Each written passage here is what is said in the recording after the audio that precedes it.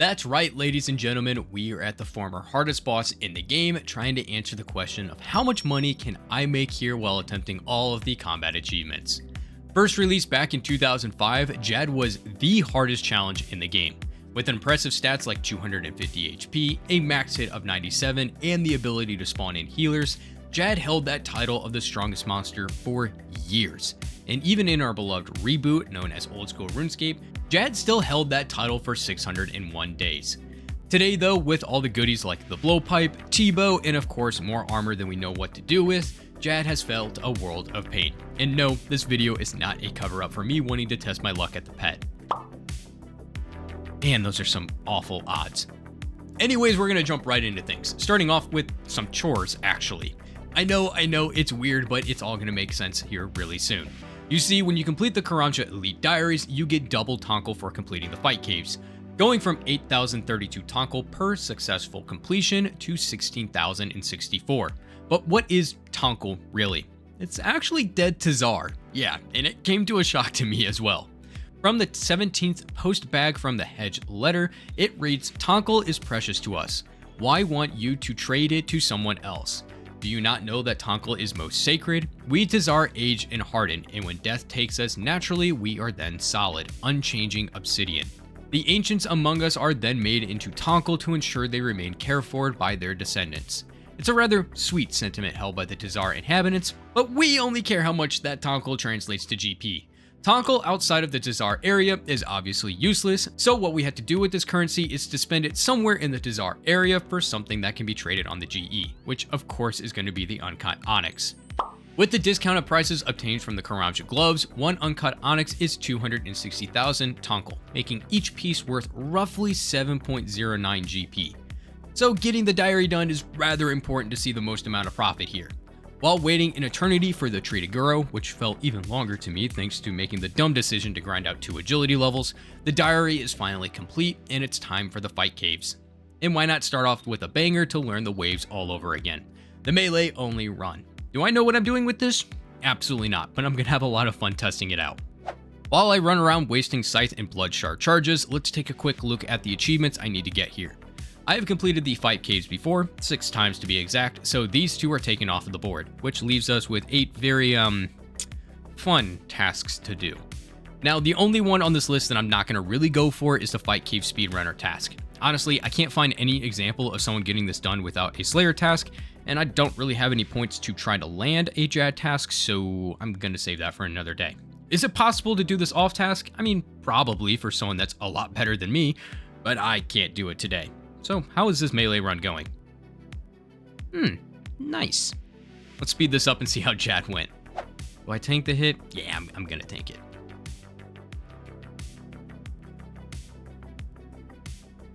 Oh, dude, it's always so scary. It's always scary. All right, and with that, 2 tasks are done. Facing Jad head on and a near miss achievement done.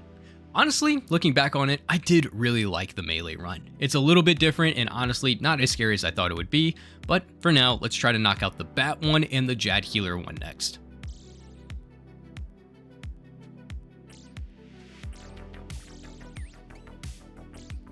Okay, well, yeah, this run I only got the 1 healer achievement done at Jad. The bats are rather annoying to get, for sure, and I did not give that enough credit that it was due. So, at least for now, there's 2 runs done. For the next one though, let me introduce you to the Black Chins. Yeah, a lot of people use these for speedruns and they seem to work rather well, so I started to give them a shot. I gotta get practice in when I can just to get faster at the caves if I want any shot at the speed chaser time, so I might as well start early. If we can get this speed time, the bat one and the melee healing one done in one row, I would be one very happy man. But past Nick was a silly man, as the bats are gonna take a few tries.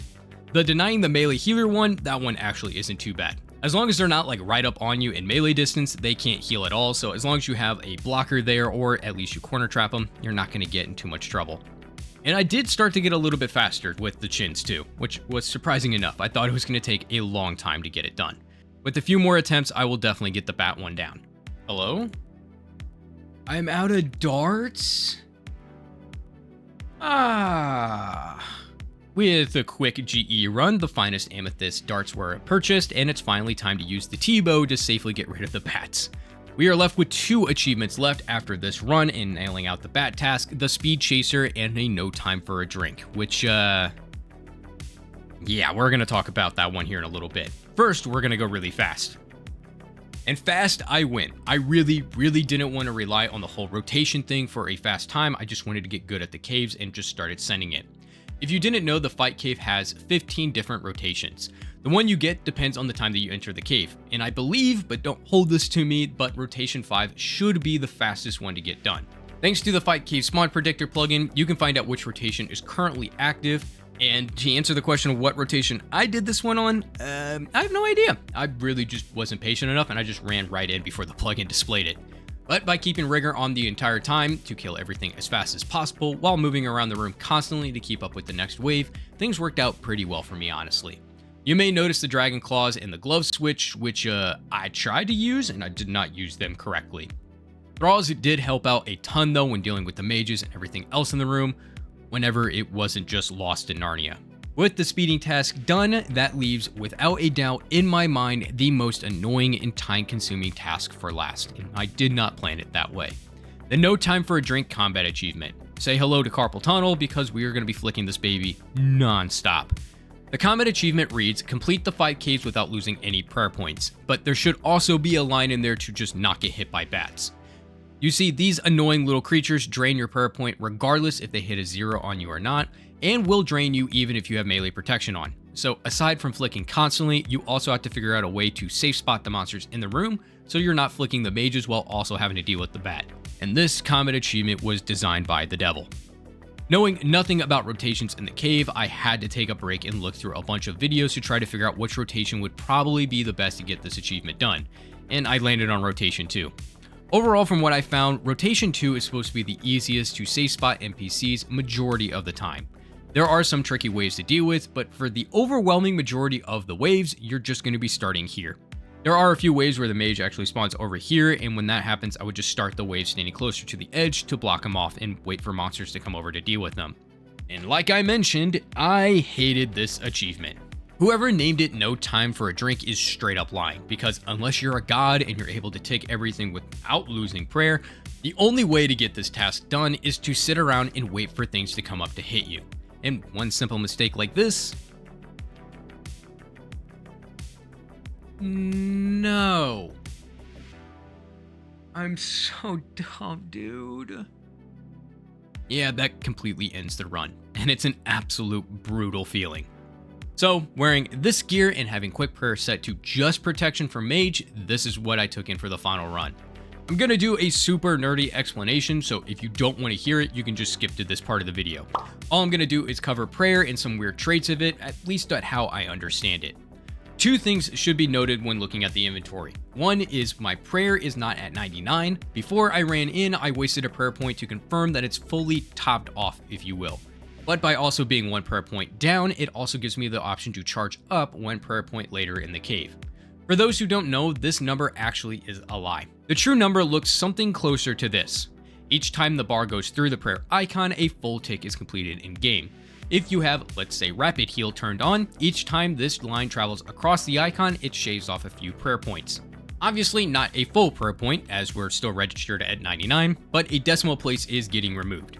Rapid Heal drains the prayer very slowly, where a prayer like Piety drains it a lot faster.